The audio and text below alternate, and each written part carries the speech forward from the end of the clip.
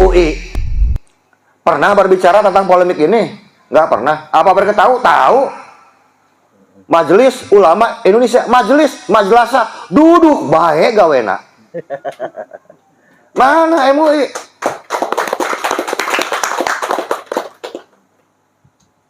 Urusan begini mah takut. Kita ini bergerak nahdiin movement dari akar rumput. Kita paham, kiai-kiai kita yang duduk di PBNU, PW, PC, MWC tidak berani berbicara. Kenapa? Kenapa? Karena yang dipertaruhkan adalah kursi jabatan mereka. Pasti itu. PBNU nggak bicara, bukan nggak tahu. Bahkan sangat banyak para kiai-kiai sekarang yang dalam struktural itu yang tahu tentang kebenaran kajian ini. Tapi mereka lebih baik diam dan menyelamatkan kursi jabatan mereka masing-masing. PBNU bungkam, PBNU, PCNU, bungkam semua. Makanya kita ini mewakili Nahdlatul Ulama. Karena apa? Karena kiai-kiai kita banyak yang bungkam, kita yang speak up, kita yang ngomong, dan kita yang mengeluarkan fatwa untuk mereka. Kita nggak peduli dengan MUI. Kalau perlu MUI kita kasih fatwa nanti. Ya, sepakat, Kiai. Ya, apa kerjanya? Lembaga resmi loh MUI ini. Dapat duit lagi. Mana suaranya untuk kita? Dan satu-satunya lembaga ulama yang uangnya tidak boleh diaudit adalah MUI. Loh, saya bilang, MUI sudah jadi lembaga maksum sekarang? Hah? Sudah jadi lembaga malaikat sampai keuangan tidak boleh diaudit? Harusnya dia muncul. Hei, Bapak KPK, Bapak BPK, tolong periksa dong keuangan kami. Itu keren kalau MUI berani. Cuman berani nggak ya kira-kira? Itu pertanyaan besar buat kita. Kita nggak pernah tahu. Dapat uang jor-joran dari pemerintah, dipakai buat apa? Kita nggak tahu juga. Kerjanya apa sih? Cuman bikin surat halal aja. Jangan salah. Kita adalah pejuang dan petarung Nahdlatul Ulama. Kita sedang membangun dan mendekatkan kembali marwah Nahdlatul Ulama seatas-atasnya. Jadi kalau di Jawa Barat sudah ada sekarang di klaster kiai sekarang orang NU, ya NU mana? NU PWI atau NU Balawi sekarang. Harus jelas dulu. Harus jelas, Bah.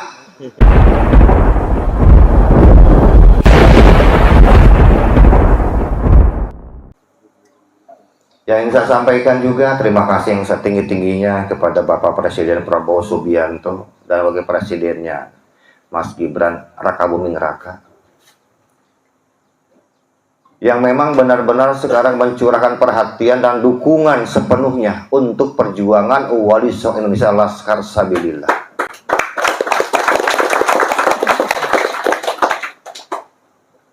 Buktinya mana? Buktinya mereka mengutus langsung Jenderal Dudung dan Jenderal Nur Wahid kemarin waktu Rakernas di Tangerang, pesantrennya Kiai Imad. Taunya dari mana? Taunya dari mobil yang dipakai. Mobilnya apa? Platnya ada lambang Garuda. Jadi ketika pejabat pemerintah menggunakan mobil dinas, berarti ini adalah dinas kepemerintahan, bukan datang atas unsur pribadi, tidak. Jadi memang betul-betul atas perintah Presiden Prabowo untuk menghadiri Rakernas PWI dan diangkat menjadi Dewan Kesepuhan bersama Badim Yati. Karena itu kesempatan besar bagi kita, tidak perlu takut karena pemerintah sekarang di belakang kita semua. Sampai saat ini tidak ada satupun ahli ilmu dari kalangan mereka yang mampu membantah tesisnya Kiai Imad. Satu. Sampai sekarang. Yang kedua, saya kemudian muncul berbicara dengan Kiai Imad bahwa karya saya untuk menguatkan tesis Kiai Imad dalam bidang Rijalul Hadis. Yang namanya Rijalul Hadis adalah perawi hadis. Perawi hadis ini sudah tercatat dalam kitab-kitab hadis, dalam kitab Sahih, Sunan, Musnad, Mujam, semuanya sudah tertulis, tidak bisa ditambah atau dikurangi. Setuju enggak, Kiai? Nah, karena kajian hadis ya, Rijal hadis ya, kajiannya sangat-sangat objektif. Kita bicara langsung rijalnya, bicara sekarang orangnya. Kalau ada mana namanya dalam kitab apa, kalau nggak ada, ya nggak ada, jangan ngeyel, sudah selesai. Makanya sampai sekarang orang Balawi gak bisa bantah sekarang kajian Rijalul Hadis. Kenapa? Karena nama leluhur mereka yang begitu luar biasa diglorifikasi, ternyata tidak tercatat satupun dalam kitab-kitab hadis. Artinya orang ini tidak ada. Nanti saya terangkan kajian ilmiahnya. Apabila mereka menyebarkan kejahatan, kebatilan dengan sangat masif, artinya harus dilawan juga dengan kebenaran secara masif juga. Mereka masif, kita pun harus lebih masif. Kita ini putra-putra Nusantara. Kalau bukan yang meluruskan sejarah NKRI, bukan kita, lalu siapa? Kita ini semua warga Nahdlatul Ulama murni. Kok tiba-tiba ada framing bahwa kita ini ingin menggeser kedudukan Nahdlatul Ulama? Mustahil. Wong kita ini semua orang NU kok. Kalau posisi kita sekarang ingin menggantikan fatwa-fatwa yang disampaikan oleh para petinggi kita dari PBNU, PWNU, PC, MWC, betul. Kenapa? Karena suara mereka sudah terikat oleh sebuah kepentingan. Apa betul fungsi ulama harus membiarkan polemik yang bertahun-tahun? Kenapa sekarang baru speak up? Kenapa sekarang baru ngomong? MUI pernah berbicara tentang polemik ini? Nggak pernah. Apa mereka tahu? Tahu. Majelis Ulama Indonesia, Majlasa, duduk baik gawena. Mana MUI?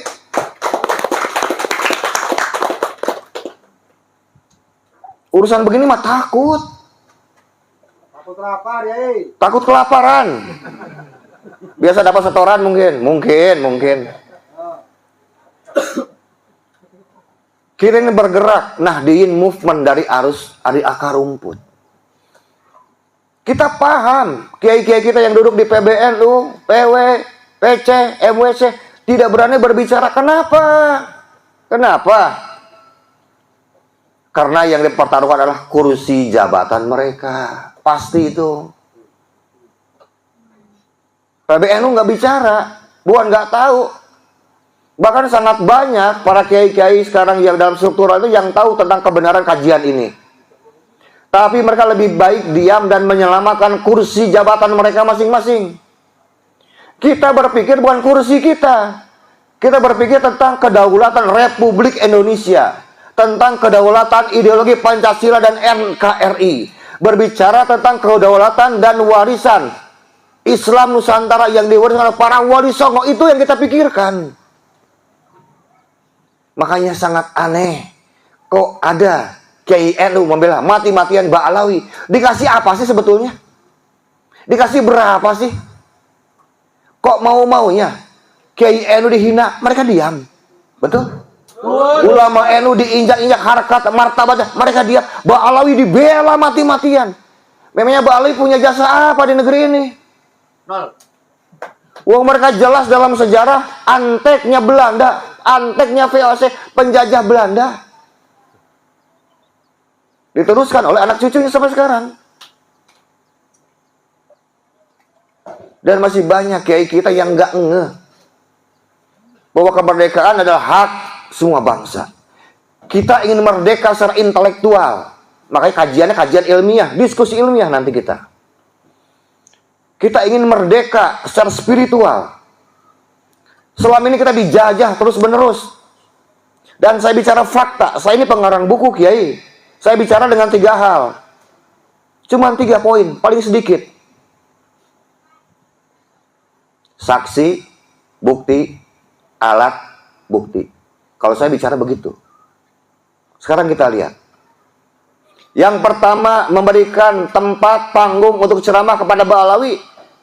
Siapa lagi kalau orang NU, betul? Betul.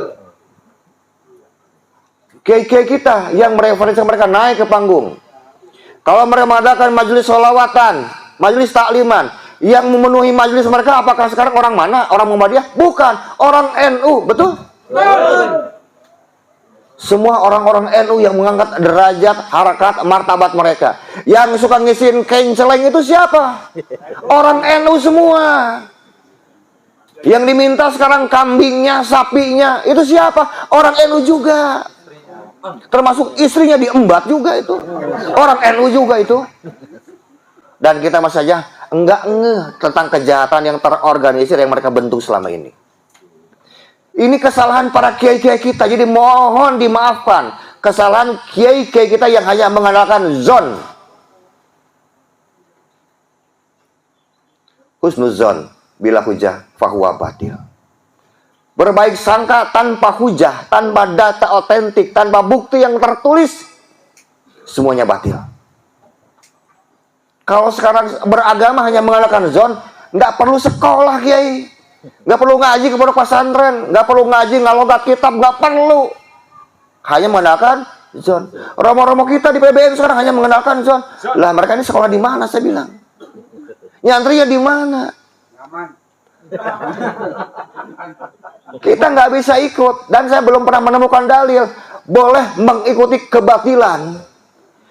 Kalaupun ada dalil, saya pengen tahu diizinkan untuk mengikuti kebatilan yang berasal dari kiai-kiai tinggi. Mana dalilnya saya bilang? Kita bicara data. Wah, guru saya juga masih pro Balawi. Maafkan mereka dan doakan. Guru itu salah. Guru kita bukan nabi. Yang maksum cuman kanjeng nabi. Nggak perlu takut bilang guru kita salah. Memangnya kenapa? Imam Syafi'i berbeda pendapat dengan Imam Malik kurang lebih 40 bab. Guru dengan murid bisa berhujah dengan ilmu plus adab. Orang ini pakai adab dulu. Ilmunya nggak dipakai. Makanya berantakan semua. Wes adab bos umur-umur. Adab di atas ilmu. Siapa yang bilang adab di atas ilmu? Saya tanya. Kalau adab di atas ilmu, orang beradab, orang bisa beradab karena apa? Ya karena ilmu. Berarti ilmu di atas segalanya. Kullu syai'in yahtaju ila ilmin. Setiap perkara butuh ilmu. Laisa ilmu yahtaju ila syai'in. Bukan ilmu yang butuh sesuatu. Enggak. Segala perkara butuh ilmu. Ilmu apapun. Wa kullu ilmin yahtaju ila rawi. Dan setiap ilmu butuh perawi. Ya, sudah masuk kajiannya nih, Yai. Butuh perawi. Butuh rijalul hadisnya. Kullu ilmin yahtaju ila rawi. Laisa rawiyu yahtaju ila ilmin. Bukan perawi yang butuh ilmu. Sekarang perawi bisa menyampaikan ilmu bagaimana kalau ilmunya nggak ada, Kiai? Gih? Apa yang mau disampaikan kalau ilmunya nggak ada? Jadi perawi memegang peranan penting, sentral untuk menyampaikan ilmu pengetahuan. Wa kullu tarihin yahtaju ila rawi. Dan setiap tarikh, sejarah, riwayat butuh perawi. Ma'al ahballati yahmiluha bitatabu'i kaidahnya. Bersama dengan ilmu yang dibawanya bitatabu'i secara estafet. Secara estafet. Apa nama estafet? Tidak terpotong-potong alias bersambung terus menerus, bersambung dari zaman ke zaman, namanya estafet. Ini data ilmiah. Makanya kanjeng Nabi kan pernah bilang kepada sahabat Anas bin Malik, wa qala nabiyyu sallallahu alaihi wasallam, qaidu ilma bil kitab. Ikatlah ilmu dengan catatan. Coba lihat. Ikatlah ilmu dengan catatan. Jadi mengikat ilmu dengan catatan bukan hanya bentuk kepatuhan atau ketaatan sahabat kepada sunnah Nabi. Bukan itu saja.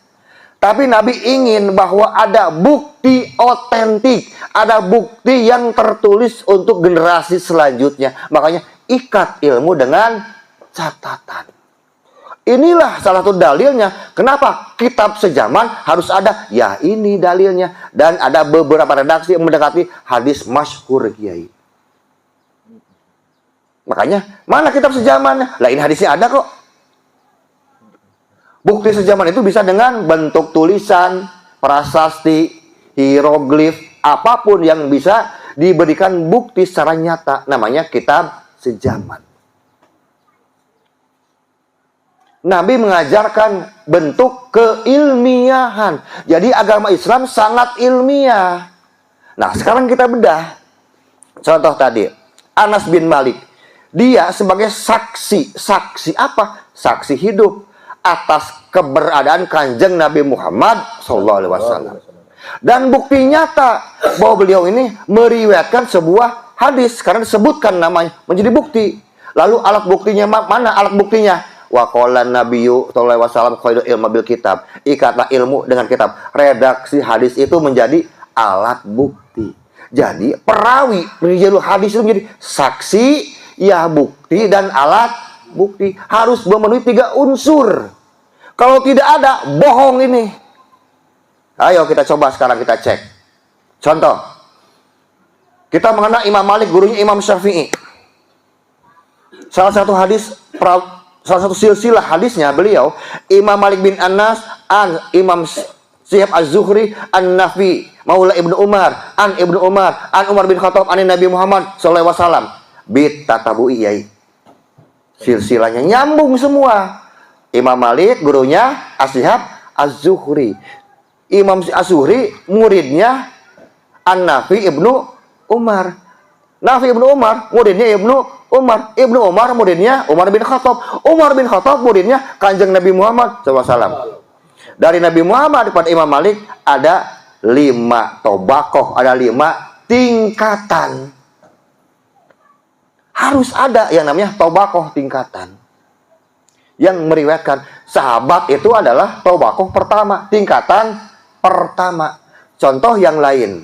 Seperti Imam Syafi'i punya murid Rabi bin Sulaiman dan Al-Muzani. Betul, Kiai? Ini adalah artinya tobakoh pertama di zaman Imam Syafi'i. Murid Imam Syafi'i ini yang meriwayatkan kaul-kaulnya Imam Syafi'i.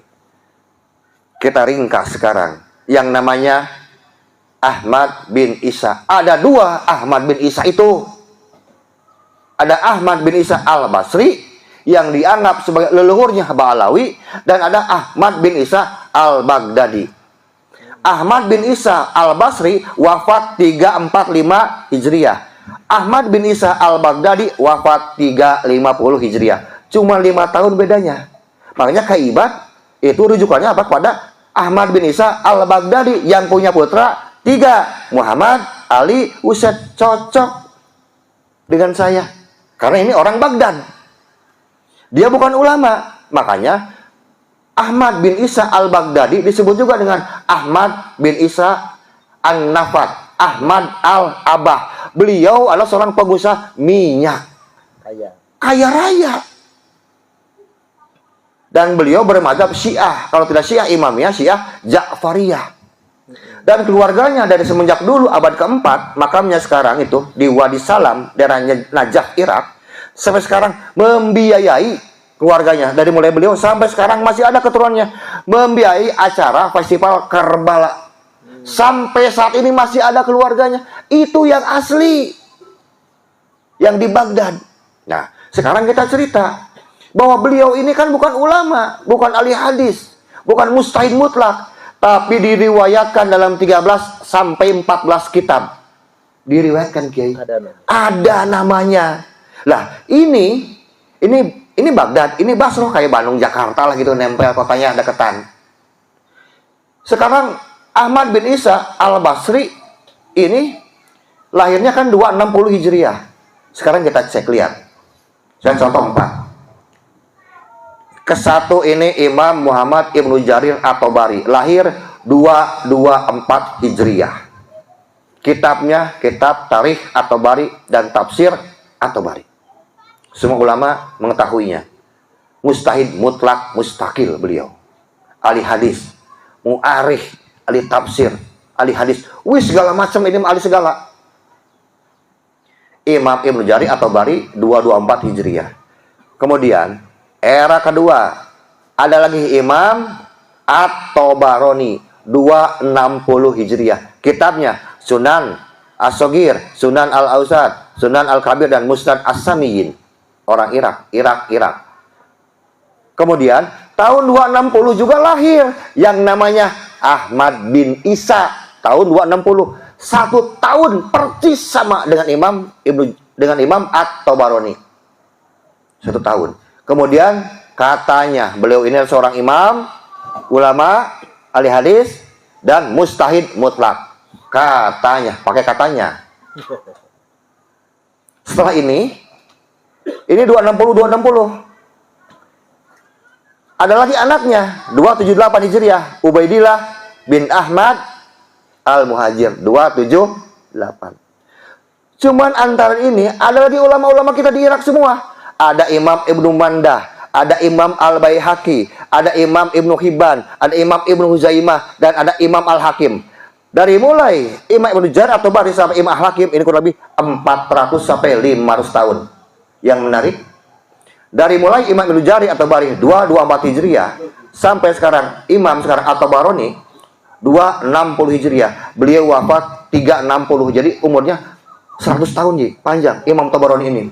Kan satu zaman dengan katanya dengan Ahmad bin Isa. Pertanyaannya, semua ulama yang hidup di zaman Imam Ibnu Jari atau Bari semuanya diriwayatkan dalam kitab-kitab Imam Ibnu, dalam kitabnya Imam At-Tabarani diriwayatkan.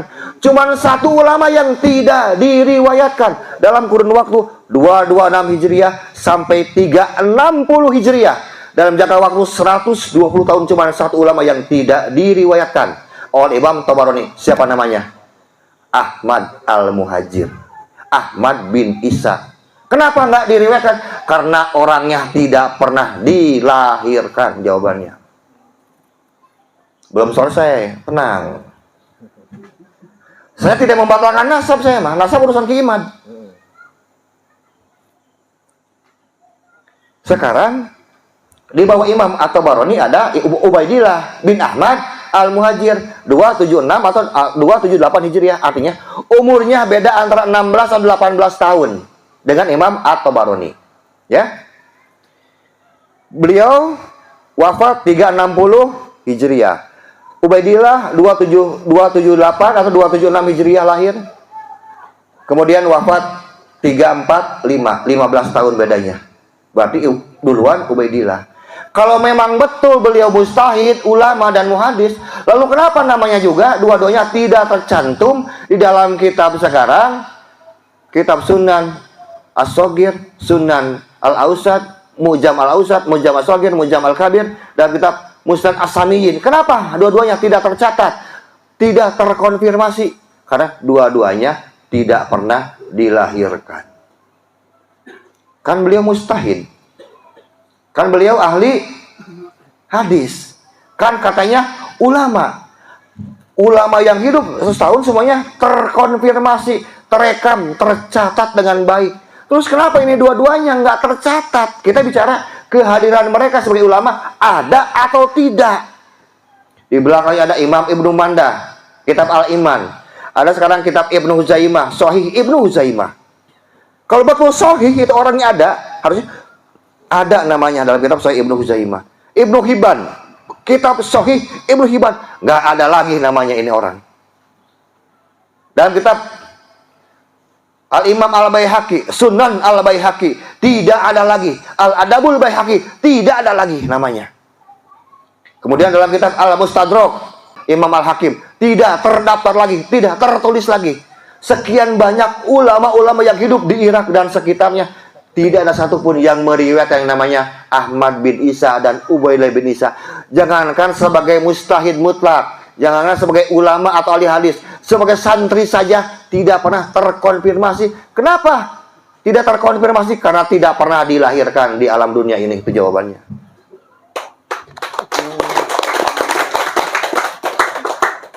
Kita bisa mencek tentang kelahiran Imam Syafi'i dalam kitab Manaqibus Syafi'i karya sekarang Imam Al-Baihaqi. Dari pertama lahir sampai meninggal dunia, dan semua pertemuan Imam Syafi'i dengan ulama manapun tercatat dengan baik. Beliau mengaji, hafal Quran mulai usia 6 tahun. 10 tahun beliau mampu menghafal 10.000 syair bahasa Arab kuno. Umur 25 tahun mampu menghafalkan 150.000 hadis. Semua ada ceritanya. Padahal Imam Syafi'i lahir 150 tahun sebelum lahirnya Ahmad Al-Muhajir katanya. Ini kan lebih primitif, ada datanya. Yang lebih primitif ada lama Pak, 150 tahun itu waktu yang lama. Kok datanya komplit? Ada. Pertemuan Imam Malik dengan Imam Abu Hanifah, pertemuan Imam Malik dengan Al-Faqih Al-Laith Asy-Sya'ad As-Samarqand, semuanya ada tercatat. Pertemuan ulama dengan ulama itu ada. Lah, kita ini pertemuan ulama dan ulama ada catatannya. Malah kita bukan mustahid. Ini sekelas mustahid, nggak ada catatannya, Kiai. Gimana ceritanya saya bilang? Ngeyel bener. Jadi betul-betul ora ono, ora maujud teu aya. Boten enten. Betul-betul nggak ada. Betul-betul gaib kubro ini mah. Saya bicara tentang data. Kalau ada, ya mana datanya saya bilang. Coba. Katanya nanti orang bilang, ya kan yang tidak tercatat kan belum tentu tidak ada. Yang kita obrolin ini kan seorang ulama besar.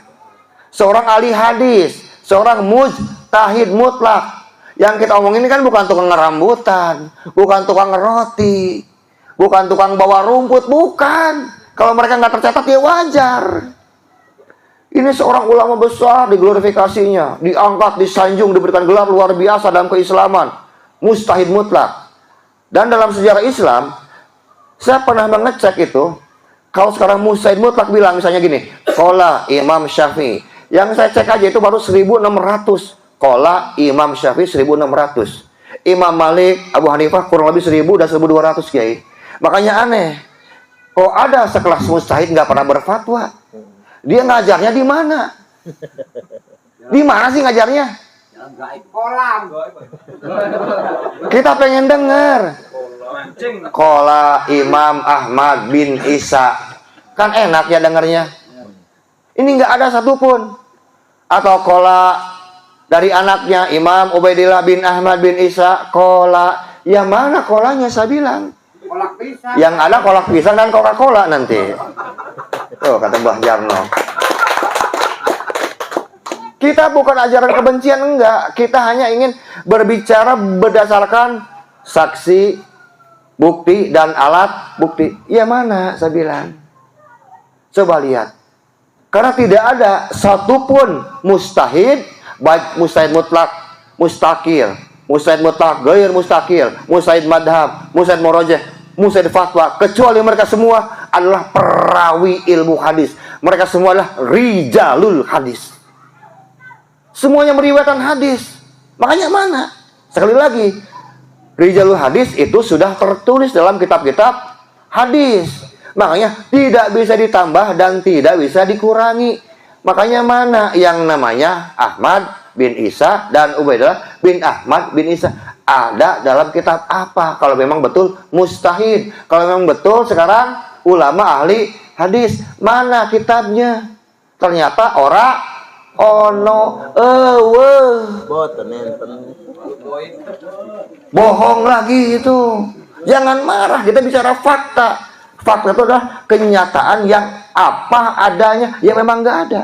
Coba, dia Ahmad Al-Muhajir lahir 260 Hijriah. Seharusnya mulai dalam kitab abad keempat itu sudah tercatat kalau memang betul mustahid. Ada nggak? Nggak ada. Abad 4, 5, 6, 7, 8, 9 nggak ada semuanya itu orang-orang. Pokoknya Ubaidillah pun nggak ada. Karena tradisi ulama kita ketika ulama ini hadir dalam satu zaman itu sudah mulai diriwayatkan oleh ulama-ulama yang hidup sejaman dengan mereka. Jadi posisi mereka yang meriwayatkan ini adalah sebagai saksi hidup. Seperti tadi Anas bin Malik menjadi saksi adanya Kanjeng Nabi Muhammad Sallallahu Alaihi Wasallam. Jadi harus ada apa yang saksi hidupnya. Semua kelahiran itu ada saksinya. Oh ini nggak ada. Istri kita kalau lahir aja yang jadi saksi siapa kelahiran anak-anak kita? Kita, RT, Ibu RW, DKM masjid, tetangga, itu saksi syahadah namanya. Padahal bukan keluarga bangsawan kita itu, bukan keluarga kerajaan. Ini kan katanya keluarga bangsawan, keluarga kerajaan. Terus yang jadi saksi kelahiran sekarang Ahmad bin Isa dan Ubaidillah bin Ahmad bin Isa, mana saksinya? Nggak ada lagi. Nabi Muhammad ada saksinya, pamannya Abu Jahal, betul Kiai? Ya. Ada saksinya, sampai seneng ya. Sampai pada kita riwayatnya bitatabui dengan estafet nyampe. Ini sudah lebih modern, jauh lebih modern. Kalau dibandingkan dengan Kanjeng Nabi, usianya kan berarti sekitar 250 tahunan. Jadi kita mundur 250 tahun ke belakang, sudah riwayat Nabi Muhammad ada saksi hidup lahirnya, pamannya. Lah ini lebih maju, lebih modern, lebih metropolitan. Dan harus tahu, abad 3, abad 4 di Irak itu zaman keemasan Islam dinasti Abbasiyah, di mana semua ulama merapikan semua catatannya. Ulama adalah saling bertemu, saling sowan. Kalau ada yang tidak punya riwayat akan minta kepada ulama yang lain, akan dimasukkan. Kalau dia nggak lengkap akan minta dilengkapi. Sedang ada penerjemahan dari kitab-kitab yang berbahasa Hindu, Persia, berbahasa Yunani, Romawi abad 3 dan 4. Inilah tempat hidupnya Ahmad bin Isa atau Ahmad bin Al-Muhajir. Kalau memang ada, harusnya teriwayatkan, terdokumentasi dengan sangat baik kalau ada. Kenapa? Semua ulama abad 3 dicatat dalam kitab-kitab ulama abad keempat. Ulama-ulama hidup abad keempat semuanya dicatat dalam kitab-kitab ulama abad kelima dan seterusnya. Termasuk masalah nasab yang saya ketahui dari risetnya Ki Imad dan kawan-kawan, bahwa Ahmad bin Isa al-Baghdadi yang punya anak Muhammad Ali Husain itu diriwayatkan dalam kurang lebih 42 kitab, Kiai. Bukan 4 kitab, 42 kitab. Dan semuanya nyatanya sama, cuma 3. Muhammad Ali Husain. Abad ketiga di sini sampai abad 9. Semuanya 3 sepakat. Ijma bizamani.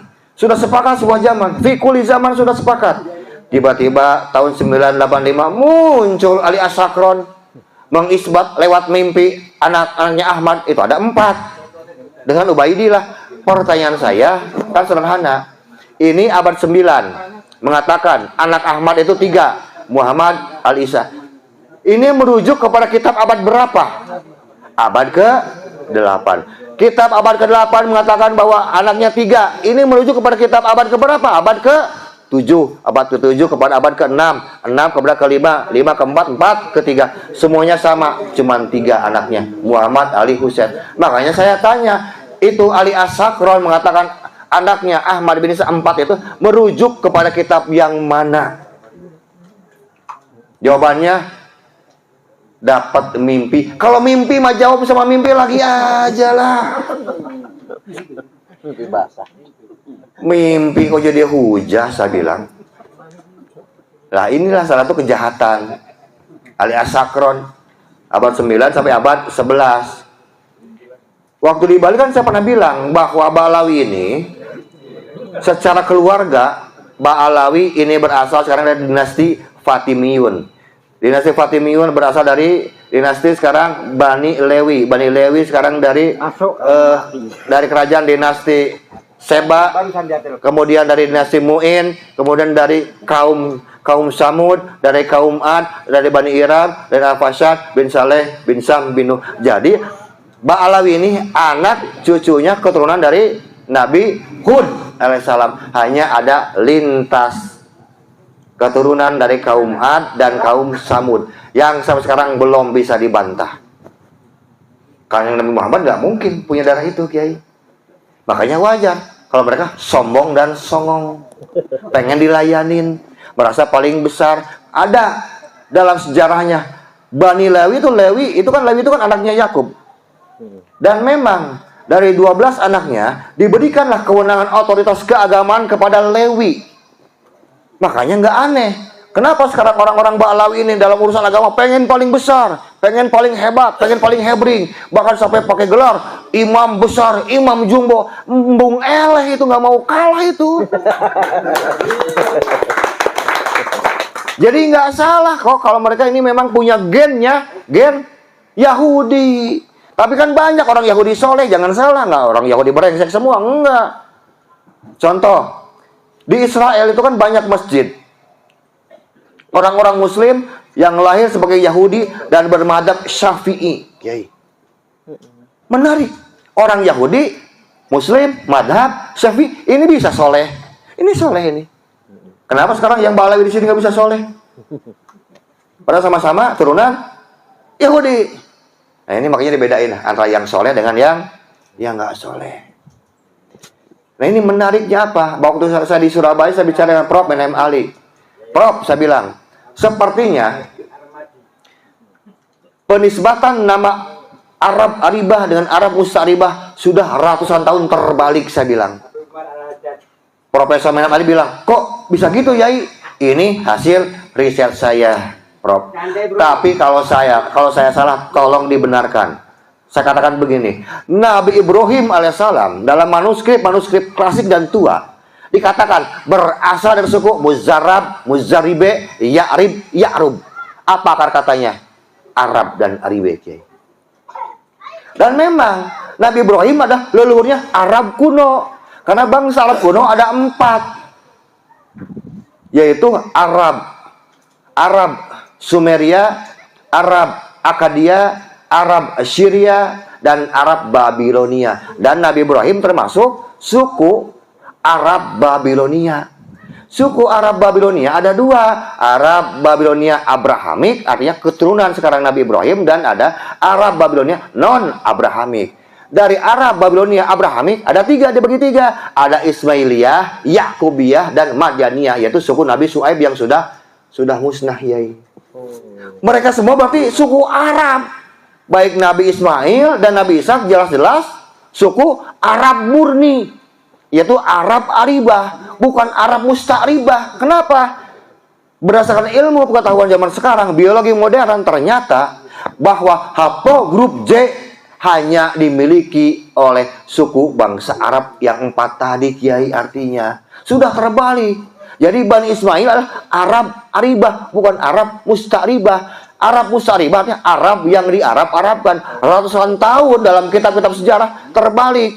Makanya orang-orang Ba'alawi, orang-orang Yaman, mereka mengisbat diri mereka adalah Arab Aribah, Arab murni, padahal Arab Musta'ribah. Mereka tidak masuk dalam suku golongan bangsa Arab yang 4, nggak ada satupun. Kenapa? Karena dari Abir punya anaknya 3, Falih, Samud, dan Yoktan atau Kohtan. Dari Falih turun kepada Nabi Ibrahim alaihissalam, Jai. Terus ke bawah kabar kanjeng Nabi Muhammad SAW. Dari sekarang Samud dan Yoktan ini mereka beranak pinak mulai tahun 2200 sebelum Masehi.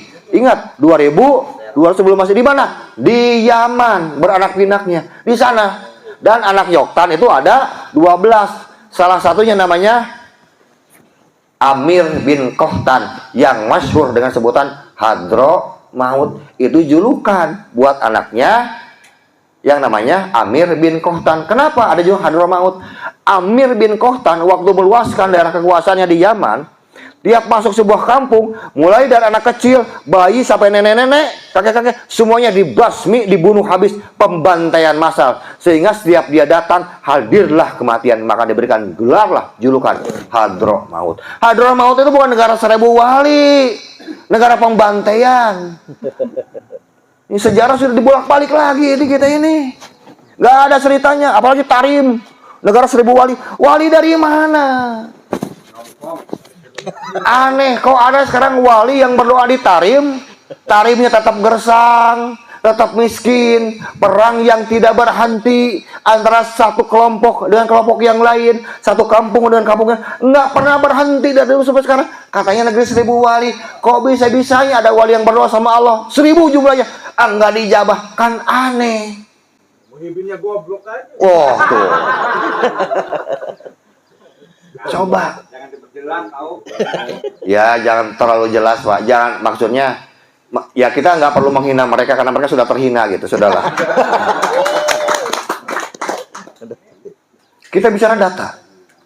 Nggak setuju? Silahkan bantah saya dengan data. Jangan pakai narasi dan fitnah. Kalau sekolah bicara data, bicara fakta, dibantah dengan narasi dan fitnah. Artinya mereka memang orang-orang yang tidak menghargai ilmu pengetahuan.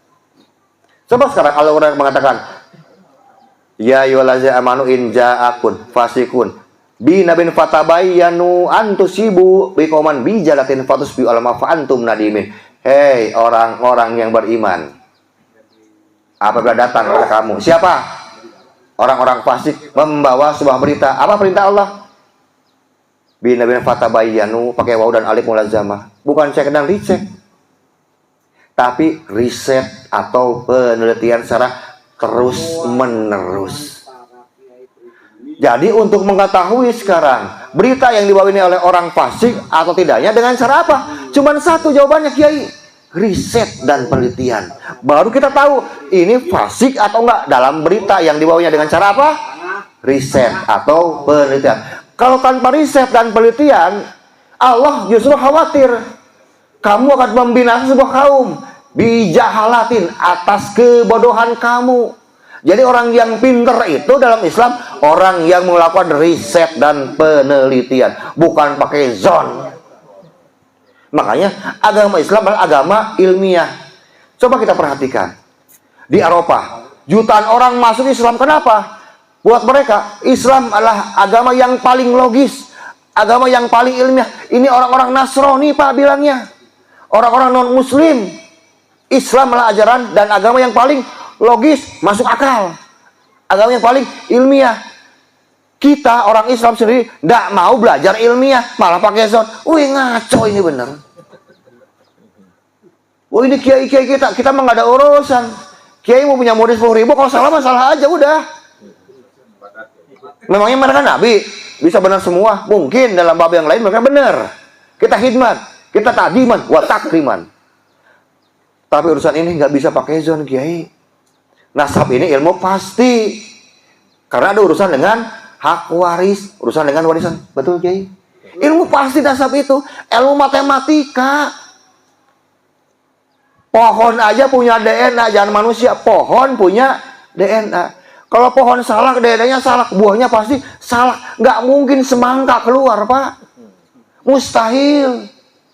Pohon mangga ya DNA-nya ya mangga, kelapa ya kelapa. Nggak ada Pak sekarang pohon kelapa kayak pohon toge segini tingginya, nggak ada. Yang segini itu namanya pohon toge, bukan pohon kelapa. Pohon kelapa DNA-nya kelapa, buahnya pasti kelapa, nggak mungkin toge.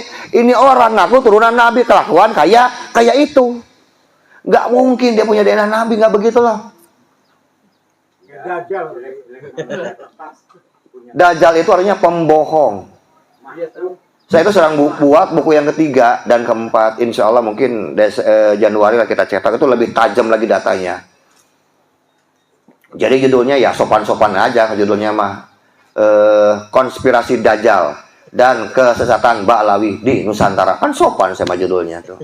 Subhanallah. Karena ini kita bukti sudah masuk dalam bab akidah. Dan saya buktikan Ba'alawi serakidah, bukan Ahlussunnah wal Jamaah. Dan kita akan kutipan ambil dalam kitab-kitab primer mereka. Kita nggak pakai kitab-kitaban kita mah. Kitab mereka kita pakai. Nih kitabnya, dia bilang.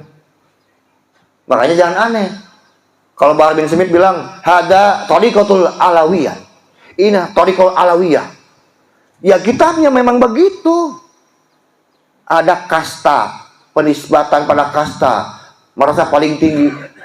Gimana ceritanya? Kan dalam sebuah riwayat yang masyhur, an Abi Nadrah radhiyallahu anhu wa qala nabiyyu sallallahu alaihi wasallam fi khutbati fi ausatil tasyrik.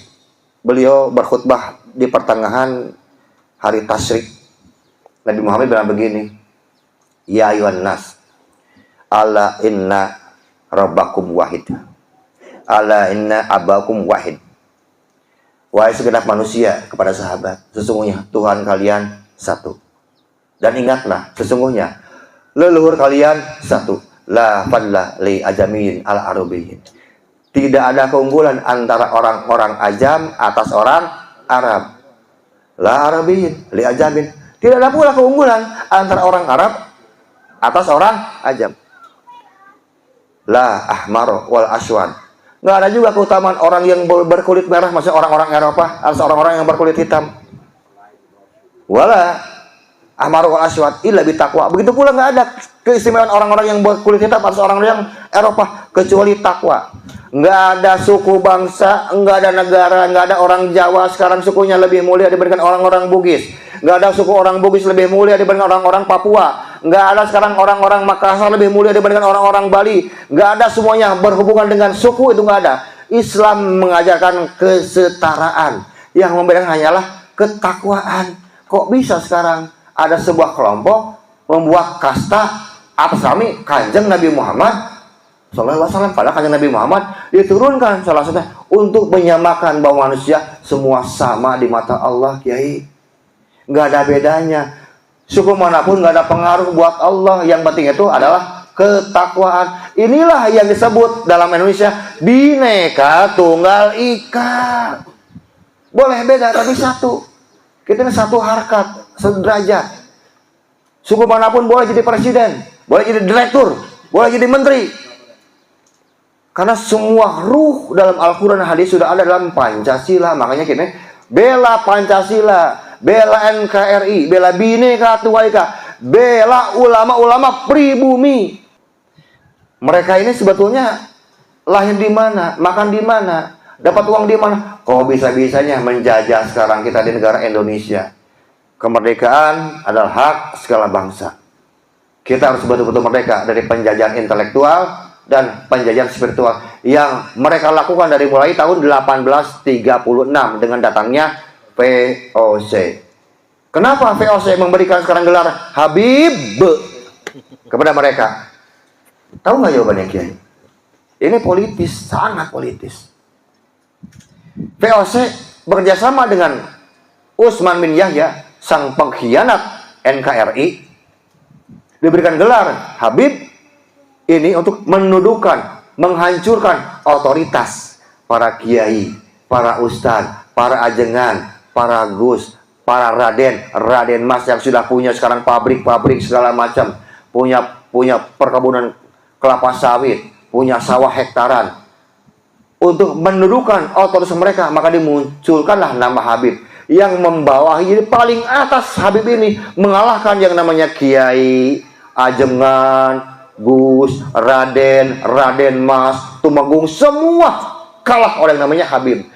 Nah, untuk mengambil hasil panen mereka, VOC nyuruh Habib ini, sono ke rumahnya lurah anu, raden mas anu, kiai anu. Diambillah setoran dari mereka. Jadi pendawiran itu sudah ada di zaman VOC kepada kiai-kiai kita semua, kiai. Yang maju siapa? Itulah Habib itu. Jadi jelas mereka itu adalah jongos-jongosnya penjajah Belanda. Sekarang anak cucunya yang nerusin, dan kita masih juga enggak sadar. Kalau bukan kita sekarang yang berani melakukan perlawanan, lalu siapa lagi, kiai? Apa kita mau selamanya negara kita dijajah oleh mereka, begitu maksudnya? PBNU bungkam, PBNU, PCNU, bungkam semua. Makanya kita ini mewakili Nahdlatul Ulama. Karena apa? Karena kiai-kiai kita banyak yang bungkam, kita yang speak up, kita yang ngomong, dan kita yang mengeluarkan fatwa untuk mereka. Kita nggak peduli dengan MUI. Kalau perlu MUI kita kasih fatwa nanti. Ya, sepakat, Kiai. Iya, apa kerjanya? Lembaga resmi loh MUI ini. Dapat duit lagi. Mana suaranya untuk kita? Mana suaranya untuk NKRI? Mana suaranya untuk Pancasila? Mana suaranya? Ada nggak? Nggak ada. Duit negara. Dan satu-satunya lembaga ulama yang uangnya tidak boleh diaudit adalah MUI. Loh, saya bilang, MUI sudah jadi lembaga maksum sekarang? Hah? Sudah jadi lembaga malaikat, sampai keuangan tidak boleh diaudit. Harusnya dia muncul. Bapak KPK, Bapak BPK, tolong periksa dong keuangan kami. Itu keren kalau MUI berani. Cuman berani nggak ya kira-kira? Itu pertanyaan besar buat kita. Kita nggak pernah tahu. Dapat uang jor-joran dari pemerintah, dipakai buat apa? Kita nggak tahu juga. Kerjanya apa sih? Cuman bikin surat halal aja. Jangan salah. Kita adalah pejuang dan petarung Nahdlatul Ulama. Kita sedang membangun dan mendekatkan kembali marwah Nahdlatul Ulama seatas-atasnya. Jadi kalau di Jawa Barat sudah ada sekarang di klaster kiai. Sekarang orang NU, ya NU mana? NU PWI atau NU Balawi sekarang. Harus jelas dulu. Harus jelas, Bah. Enggak seenaknya. NU, ya ntar dulu, NU mana?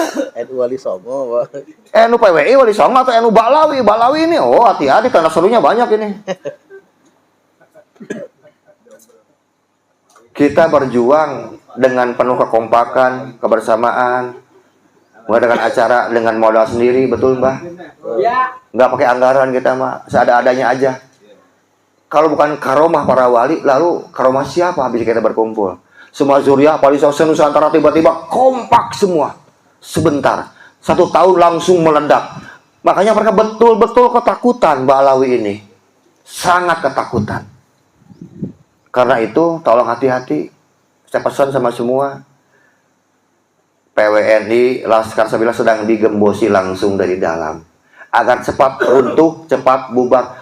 Mereka sudah hareudang, sudah gerah dengan gerakan kita. Kalau PWI-nya sekarang bubar, mereka bakal muncul lagi. Makanya daripada mereka muncul lagi, ya sudah kita tenggelamkan saja sekalian.